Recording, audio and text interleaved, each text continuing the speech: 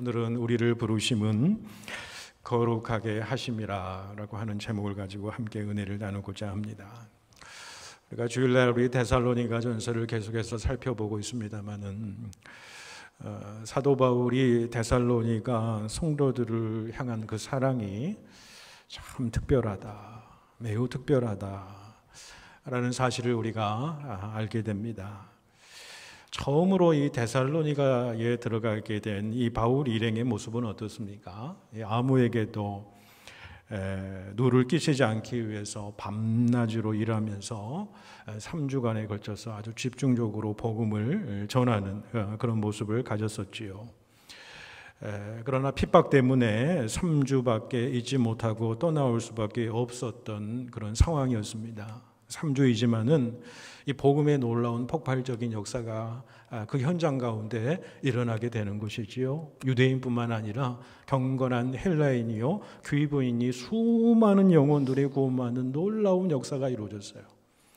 그 영혼들을 하나님께서 놀라운 복음의 그런 역사를 일으켜 주셨는데, 이제 이 핍박 때문에 그들을 더욱더 양육하지 못하고 이제 떠나버려야 되는 그 바울의 심정은 마치 젖도 떼지 못한 핏덩이를 두고 온 어미의 심정 그 자체였을 것입니다. 게다가 지금 떠나온 이 시점에서 그들의 소식을 들어보니까 아주 극심한 핍박 가운데에 있다라는 그런 소식이 들리게 되지요. 그래서 사도 바울은 마음속에 염려를 합니다.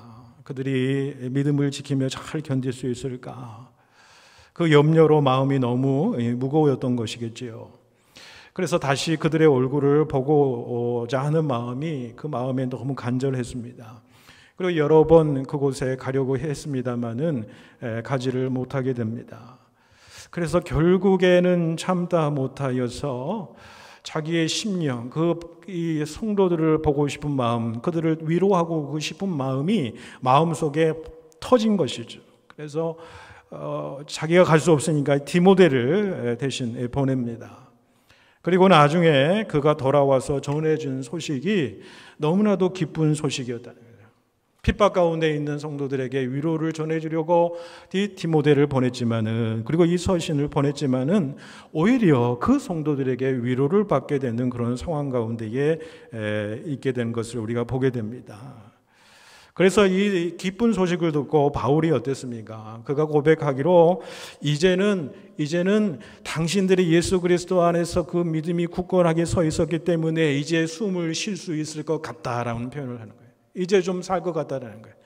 이제까지는 살아도 사는 것이 아니었다라고 고백하는 거예요. 그런데 그들의 소식을 듣게 되니까, 믿음에 굳건히 서서 있는 소식을 듣게 되니까 이제 곧 숨을 내쉬면서 살아갈 수 있게 되어노라라고 그렇게 사도 바울이 고백하는 것을 우리가 살펴보았습니다. 그런데 그런 바울이 이제는 이 데살로니가 성도들을 위해서 권면하고 있는 말씀이 바로 이제 데살로니가전서 4장, 5장의 이 말씀입니다.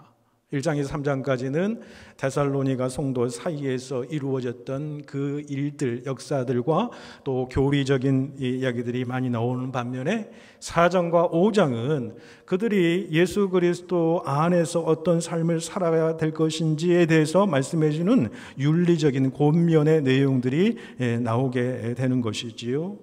그 4장과 5장의 내용의 핵심은 무엇이냐면 예수의 사람들로 마땅히 행할 것들이 무엇이냐라고 하는 것을 이야기를 해주고 있어요. 그러니까 하나님께서 기뻐하시는 그 삶의 모습은 어떠한 삶인가라는 것을 말씀해주고 있는 내용이죠. 그리고 오늘 본문은 바울이 하나님의 자녀된 자의 삶으로 가장 먼저 이야기하는 것이 뭐냐면 바로 거룩함에 대한 삶의 모습이 되는 거예요. 거룩함에 대해서 가장 먼저 예수 그리스도를 믿고 그들의 삶의 윤리 가운데, 삶의 모습 가운데 가장 먼저 나타나야 될 그런 삶의 열매, 신앙의 열매, 신앙의 가장 중요한 삶의 내용이 무엇이냐? 바로 그것이 거룩함이다 라고 이야기를 하는 거예요. 그래서 2, 3절에 여러분 보시면은 우리가 주 예수로 말미암아 너희에게 무슨 명령으로 준 것을 너희가 아느니라. 하나님의 뜻은 이것이니 너희의 거룩함이니라 그렇게 말씀하죠. 그러니까 데살로니가 성도들의 삶에 있어서 가장 먼저 드러나야 될 삶의 모습이 뭐냐, 신앙의 열매가 뭐냐면은 바로 이 거룩함의 열매다라는 거죠. 그래서 이 거룩함이라고 하는 것은 우리 믿는 모든 성도들에게 들려져야 될, 또 우리가 삶으로 행해져야 될 신앙의 가장 중요한 덕목이다 라고 하는 사실을 말씀해 주는 것이기도 한다라는 것입니다. 그런데 이 세상 사람들은 그리스도인들이 특별히 거룩을 그렇게 이야기를 하면은 세상 사람들은 거부감을 표시를 합니다. 부담스러워하기도 하는 거죠. 크리스찬들은 거룩하다라고 하는 말을 들으면 자신들은 거룩하지 못하다라고 하는 정죄당하는 느낌을 받는다라는 거지요. 당신들은 거룩하고 거룩하지 못한 우리들은 좀 부정하다, 불결하다, 부도덕하다라고 하는 그런 느낌을 받게 되더라는 것입니다. 또 그 말을 들은 크리스찬들의 어떤 삶을 바라보면은 그들의 삶과 경건의 능력이 다른 것을 바라보면서 그들의 삶은 거룩을 이야기를 하고 있지만은 거룩하지 못한 삶을 살아가는 사람들, 위선적이다, 이중적인 삶의 모습을 가지고 있다, 그렇게 들려지기도 하는 것이지요. 그리고 믿는 자들 가운데서도 이 거룩에 대해서 이야기를 하거나 강조를 하게 되면은 마치 지식이라든지 법이라든지 규칙을 따지는 것 같아 보이고, 또 무정해 보이는 것 같기도 하고, 또 냉정하게 느껴지는 것 같기도 하고, 다른 사람들을 엄격하게 판단하는 사람, 사랑이 없는 사람처럼 여겨지기도 하더라고 하는 것이지요. 자, 그런데 여러분에게 질문하겠습니다. 여러분에게 이 거룩함이라고 하는 단어, 또 이 거룩이라고 하는 덕목, 이 덕목은 여러분들에게는 부담스러운 것입니까?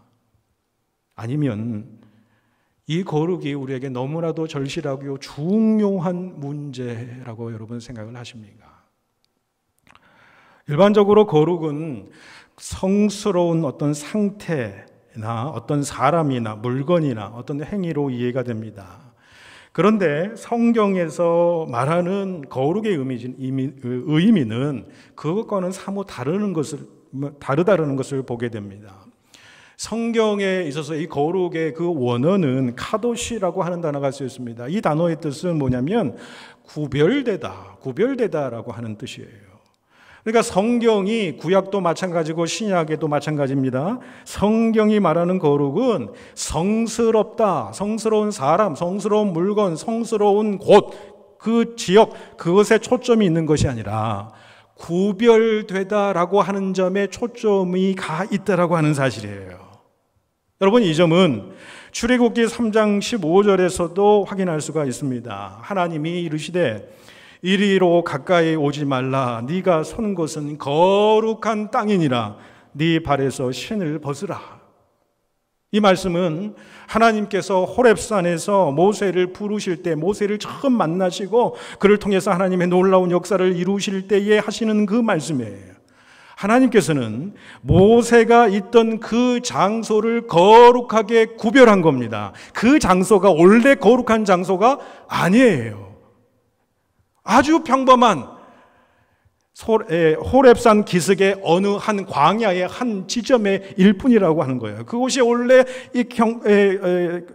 성스러운 곳이라든지 거룩한 곳이 아니다라는 거예요. 그런데 하나님께서 그 장소를 선택하신 거예요. 구별하신 거예요. 이곳에서 특별하게 하나님의 사람을 만나 주신 거예요. 그런 특별한 하나님과 모세와의 사건, 특별한 사건이 그 가운데서 구별되어 일어난 거예요. 모세와 만나 주신 거예요. 그리고 모세를 통해서 하나님의 구원의 놀라운 역사를 그 장소에서 이루기 시작한 거예요. 그래서 그 장소가 하나님의 구별된 장소가 되는 거예요.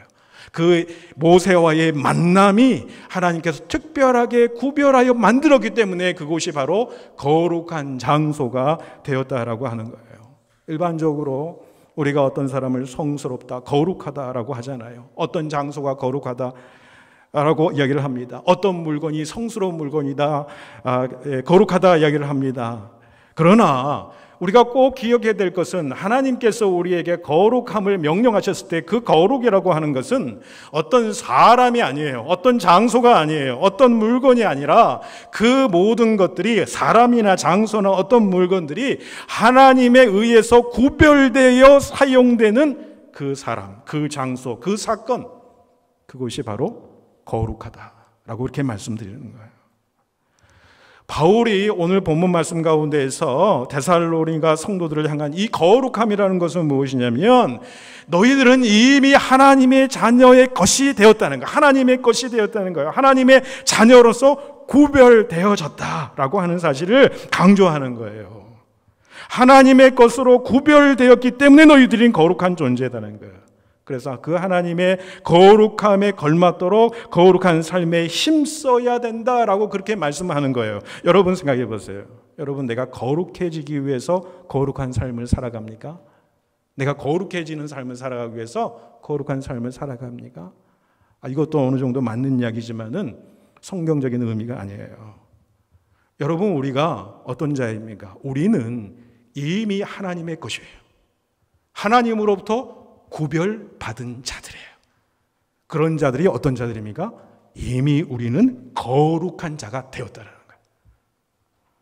그렇기 때문에 거룩해지려고 거룩한 삶을 살아가는 건 아니에요. 이미 하나님께서 우리를 부르셨어요. 그리고 거룩의 자리로 우리를 구별하여서 그 자리에 앉혀주셨기 때문에 당연히 그 거룩하게 삶을 살아가는 거예요. 그것이 바로 성도가 거룩하게 살아야 될 그 이유가 된다라고 하는 것입니다. 자, 오늘 바울이 데살로니가 성도들에게 말하는 거룩함은 특별히 오늘 본문에서 어떤 거룩함이냐면은 성적인 그 문제들로부터의 구별됨, 거룩함을 집중적으로 말하고 있어요. 자, 이를 말하는 것은 지금 데살로니가 성도들이 구별된 하나님의 자녀로서의 삶을 살아가는 데 방해가 되는 가장 일반적이고 가장 보편적인 문제예요. 그런데 그것이 가장 위협적인 문제로 다가오게 되더라는 거예요. 그러니까 당시 헬라 문화권에 있는 도시들이 다 그러듯이 이 데살로니가라고 하는 도시도 역시 가장 헬라적인 도시 중에 하나입니다. 성적인 타락상이 온 시내, 온 사람들 간에 이 난무해 가고 있는 그런 상황이에요. 당시에 이 대부분의 남자들은 부부관계 이외에서 성적인 만족을 추구하는 것은 너무나도 당연시 여겨졌어요. 그게 이상한 게 아니에요. 그게 그 자체가 문화였다라고 하는 거예요. 남자들이 성적으로 만족하지 못할 경우에는 아내와 이혼한 일이 너무너무 다반사였다는 거죠. 심지어 신전에서 제사 드리는 의식을 행할 때에 음란한 행위들을 합니다. 남녀가 서로 성적인 행위를 공공연하게 진행하면서 그것이 신의 비유를 맞추고 또 신을 통해 그 행위를 통해서 그들이 소욕하는 바, 욕망하는 바를 들어주신다고 그렇게 생각했던 거예요. 여러분, 이러한 문화적인 상황 속에서 데살로니가 이 교인들이 기독교 신앙을 가지게 됐어요. 그런데 그 신앙을 가지게 된 것이 지금 얼마 되지 않았다라는 거예요. 문제는 무엇이냐? 그들이 예수 그리스도를 영접했지만은 그들의 삶의 테두리가 어떻습니까? 문화가 어떻습니까? 문화는 흔히 우리가 공기라고 그러지 않습니까? 그러니까 이 세상의 어떤 문화에 이미 깊이 물들어 있었다는, 깊숙이 그 문화가, 이 세속적인 이 음란의 그 문화가 깊숙이 배어 있었다라고 한다는 그런 사실이죠. 근데 그러한 시대에, 그러한 문화 환경 속에서 성도들에게 바울은 거룩한 생활, 구별된 삶을 살아가는 것이 무엇인지 구체적으로 오늘 그 문화 속에서 적용해서 말씀하고 있는 본문이라는 거예요.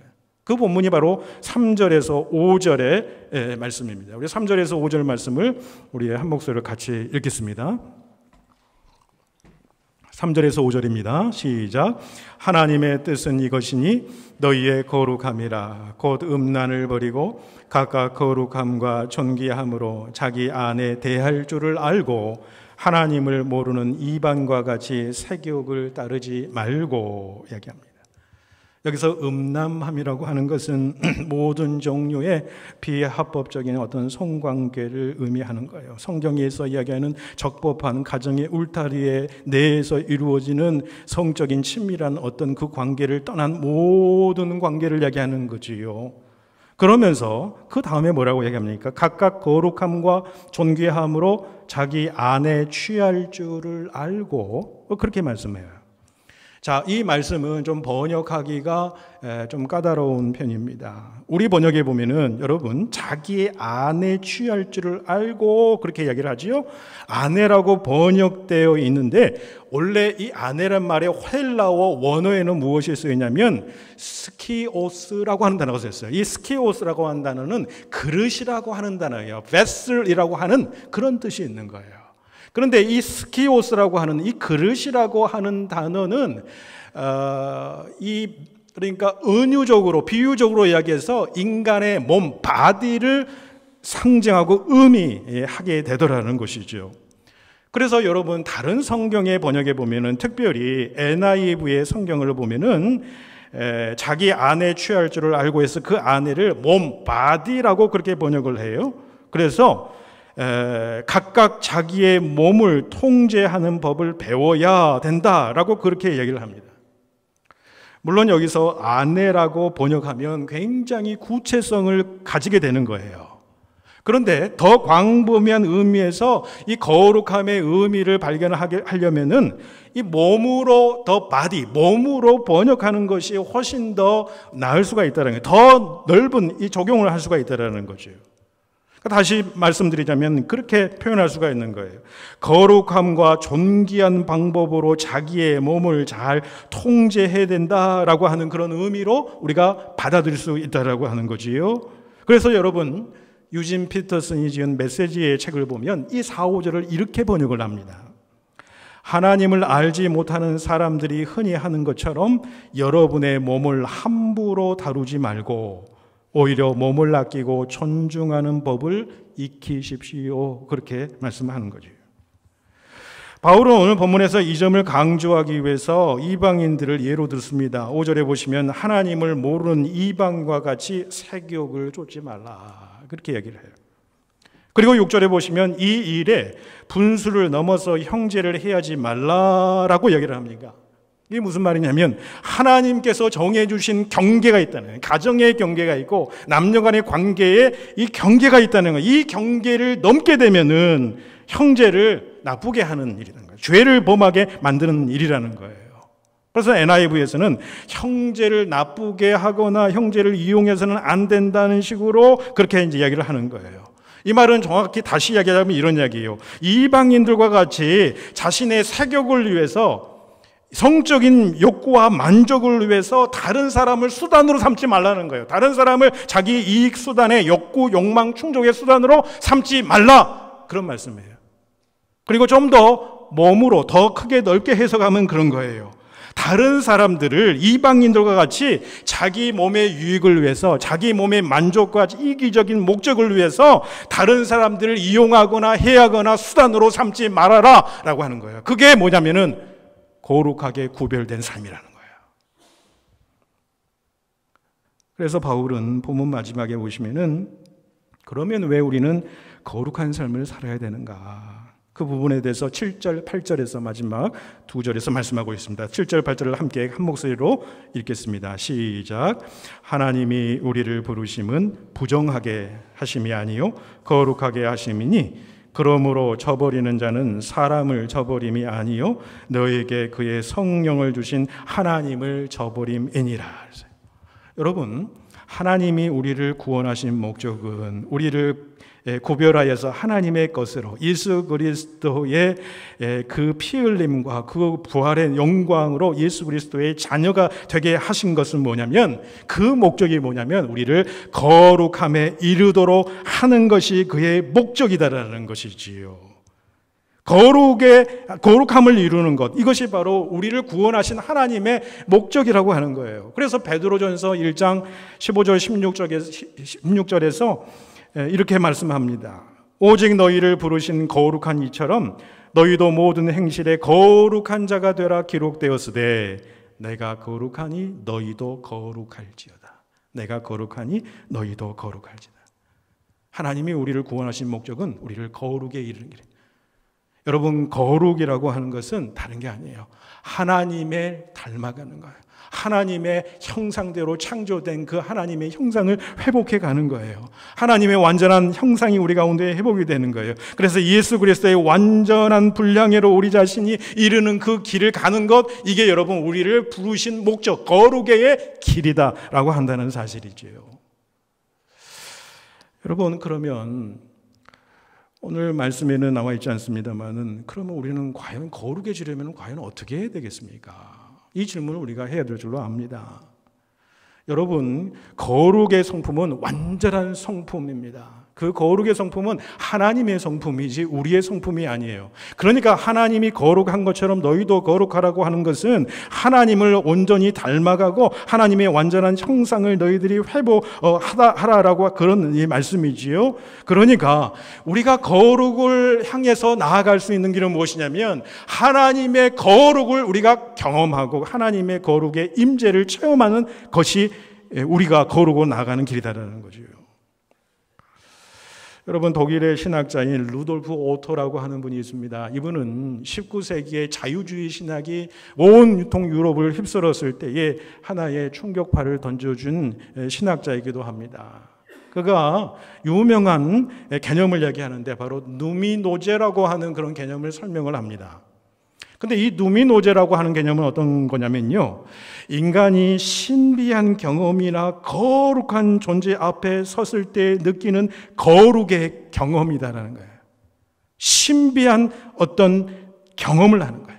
하나님 앞에서, 그 거룩의 존재 앞에서 느끼는 어떤 거룩의 체험, 경험을 얘기하는 것이죠. 그것은 말로 표현할 수 없는 어떤 깊은 놀라움 가운데에 우리가 그 하나님의 거룩을 체험하고 그 하나님의 임재 안에 들어가는 경험, 그게 누미노제라고 그렇게 얘기를 하는 것이지요. 여러분, 구약의 인물들, 신약의 인물들 할 것 없이 전부 다 이 누미노제의 하나님의 거룩을 경험한 사람들이었다는 거예요. 대표적으로 구약의 인물을 보면 이사야를 들 수가 있습니다. 이사야 6장에 보시면은 이사야 선지자가 어떻습니까?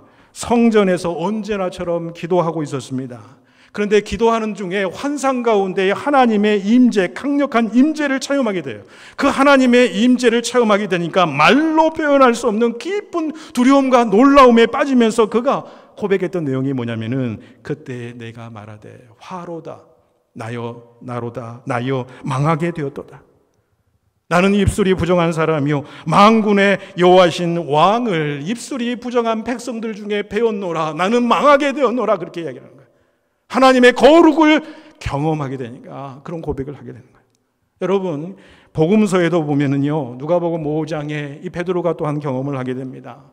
베드로가 고기잡이를 마치고 그물을 싣고 있었습니다. 한 마리의 고기도 잡지 않고 밤새도록 수고했습니다마는 헛수고였어요.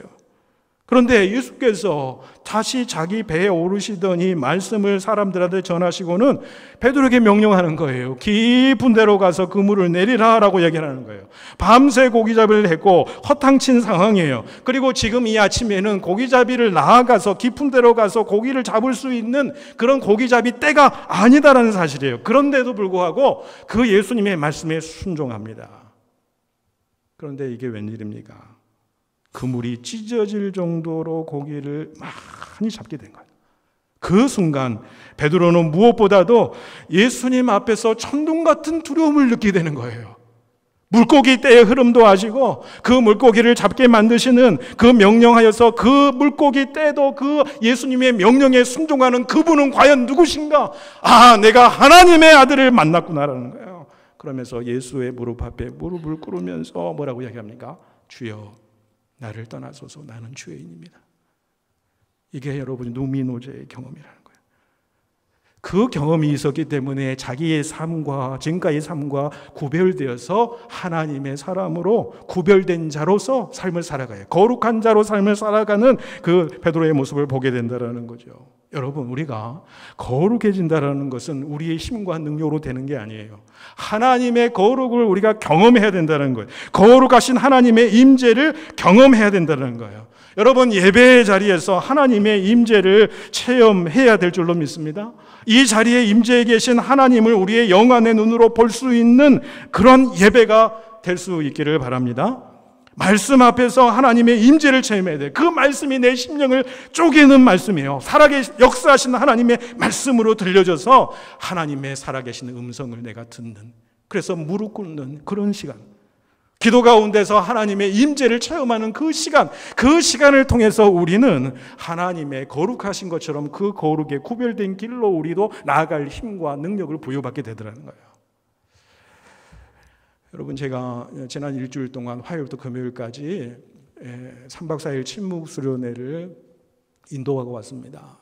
많은 수자가 참여하는 건 아니었지만 한 20명 참여하는 가운데에 시작부터 마지막까지 계속 침묵으로 기도합니다.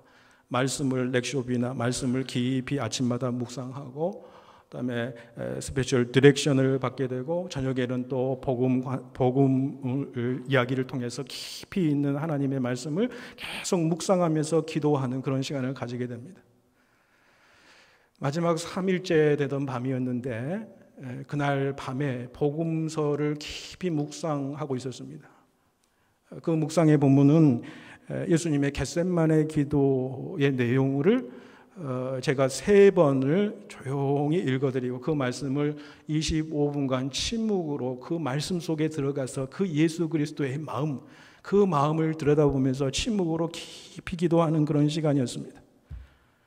그 기도하는 시간이 다 끝나고 나서 그 다음날 아침에 거기에 참여한 사람들 중에서 제가 6명과 더불어서 이 영적 상담을 계속해서 이어져 왔는데, 그 중에서 2분이 그런 말씀을 하세요. 한 분은 어떤 분이시냐면은 어느 교회의 권사님이셨는데, 겟셋마네 동산에서 예수님께서 제자들에게 하신 그 말씀, 그 심정을 목사님이 말씀을 들려주실 때 가만히 영적으로 듣고 침묵 가운데 듣는데 어느 순간 그 말씀이 자기의 불처럼 자기의 심령에 다가오더라는 거예요.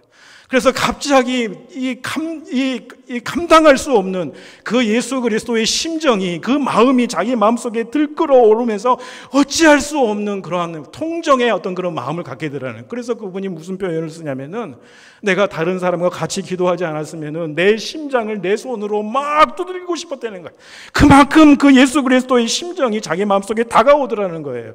내가 혼자 그런 기도를 드렸을 때, 그런 이야기 했으면 자기가 자기 손으로 자기 심장을 때렸을 때 자기의 이 갈비뼈가 부러졌을 것이라고 이야기를 하시더라고요. 그 주님의 음성을 듣는 거예요.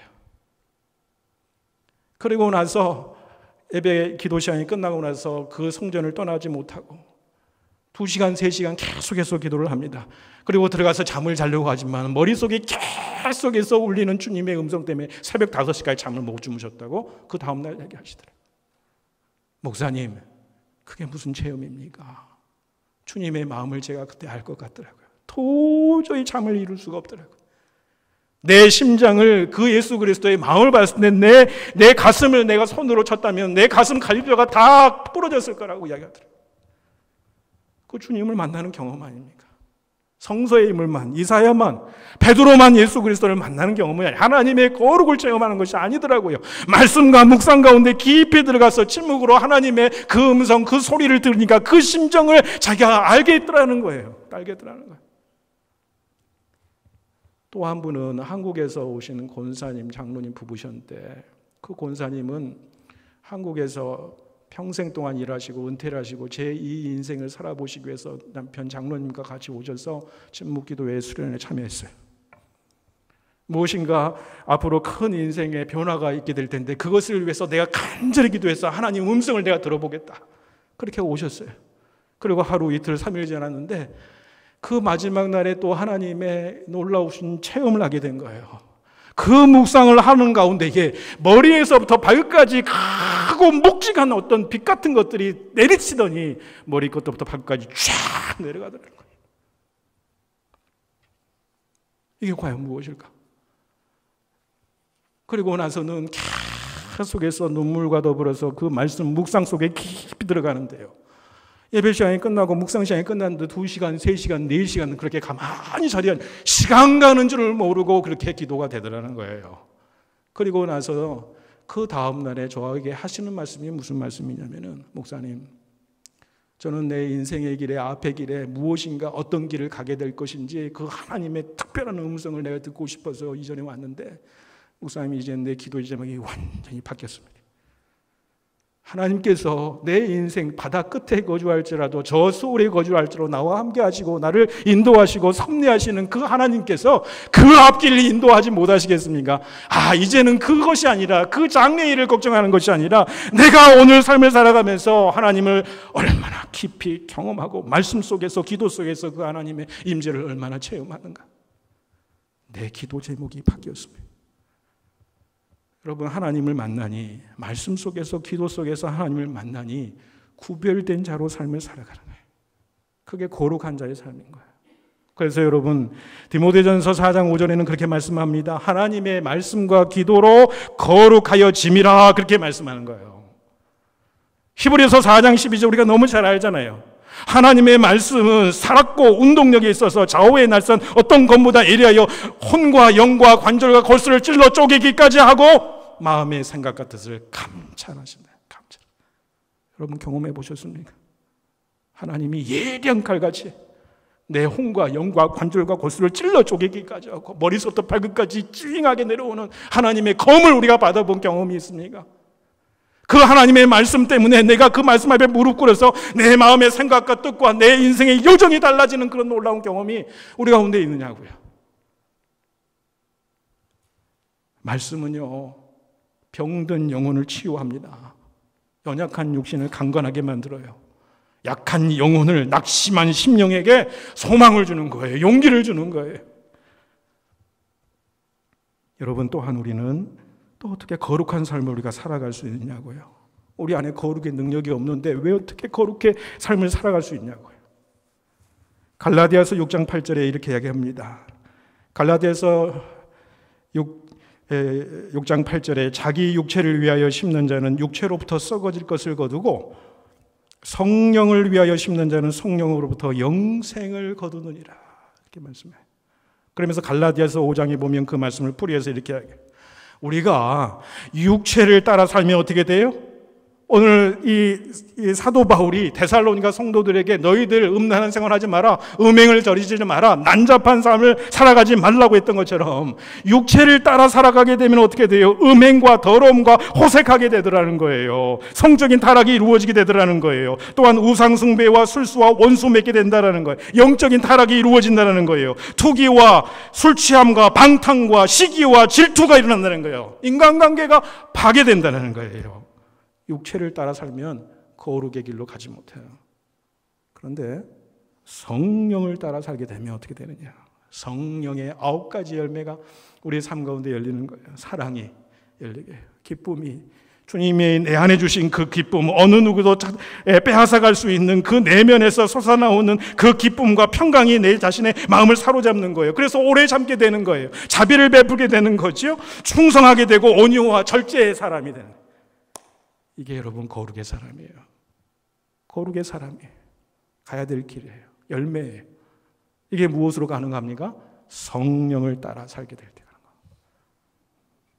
여러분, 거룩한 삶이라는 것은 우리의 힘으로 되는 게 아닙니다.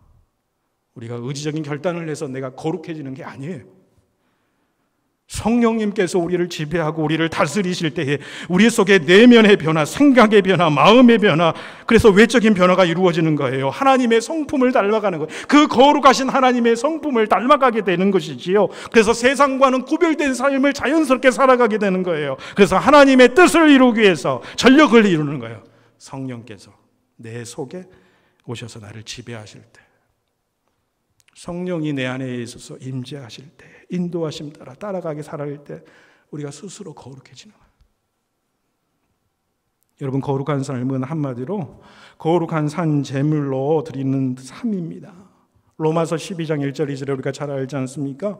형제들아 내가 하나님의 모든 자비하심으로 너희를 권하노니 너희 몸을 하나님이 기뻐하시는 거룩한 산 제물로 드리라. 이는 너희의 드릴 영적 예배니라. 너희는 이 세대를 본받지 말고 오직 마음을 새롭게 함으로 변화를 받아서 하나님의 선하시고 기뻐하시고 온전하신 뜻이 무엇인지 분별하도록 하라. 이게 거룩의 삶이에요.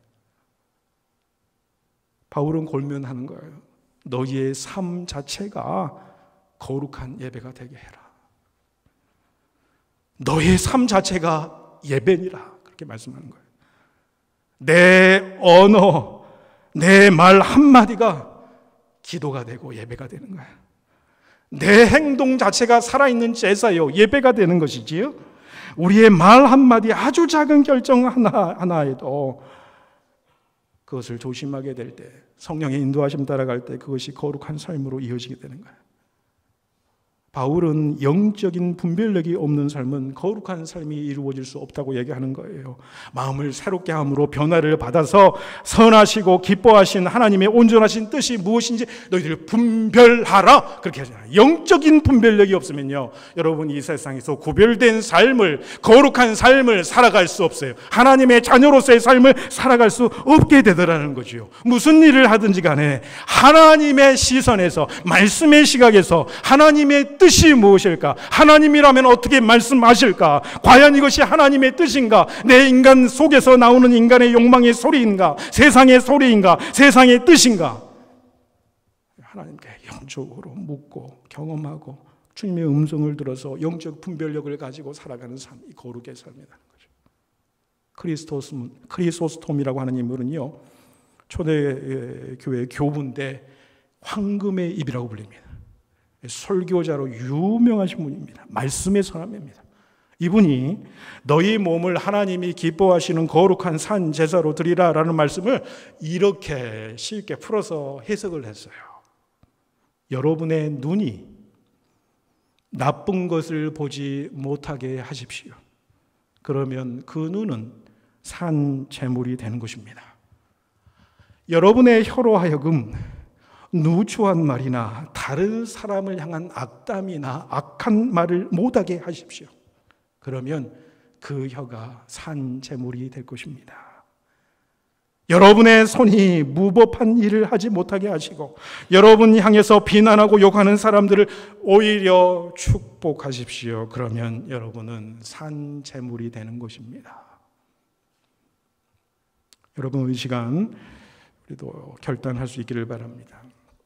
우리가 하나님의 거룩을 닮아가고 하나님의 형상을 회복하는 이 거룩의 삶에 방해되는 어떤 것들, 내 영적인 교만, 나태함, 탐심, 세상 명예에 대한 집착, 이 모든 것들을 버려야 될 줄로 믿습니다. 그 내 내면 안에 있는 부정적인 감정들이 있지요. 염려도 있지요. 불안도 있지요. 번민도 있지요. 시기도 있죠. 질투도 있죠. 증오심도 있지요. 복수심도 있죠. 끊어내야 됩니다. 버릴 것은 버리고 내려놓아야 될 것은 내려놓아야 돼요. 그리고 거룩하신 하나님의 임재를 우리들도 여러분 체험할 수 있기를 바랍니다. 주님의 거룩을 체험하면 우리는 반드시 구별된 자의 삶으로 살아가요. 왜? 하나님의 음성이 들려지고 하나님이 살아 역사하시고 나를 정말 사랑하시는 그분께서 내 인생을 이끌어 가실 것이라는 믿는 확실한 믿음이 있기 때문에 그 길을 벗어날 수가 없는 거예요. 주님의 말씀과 기도로 그 기도 가운데 주님의 세밀한 음성을 듣고 말씀 가운데 하나님의 능력을 경험하실 수 있기를 바랍니다. 그리고 성령께서 우리 자신을 완전히 내주어서 성령이 내 자신을 지배하고 성령의 인도하심 따라 살아가심으로 구별된 자로, 거룩한 자로 우리의 몸을 하나님이 기뻐하시는 거룩한 산 제사로 드리는 삶을 살아가실 수 있기를 주님의 이름으로 축복해 드립니다. 기도드리겠습니다.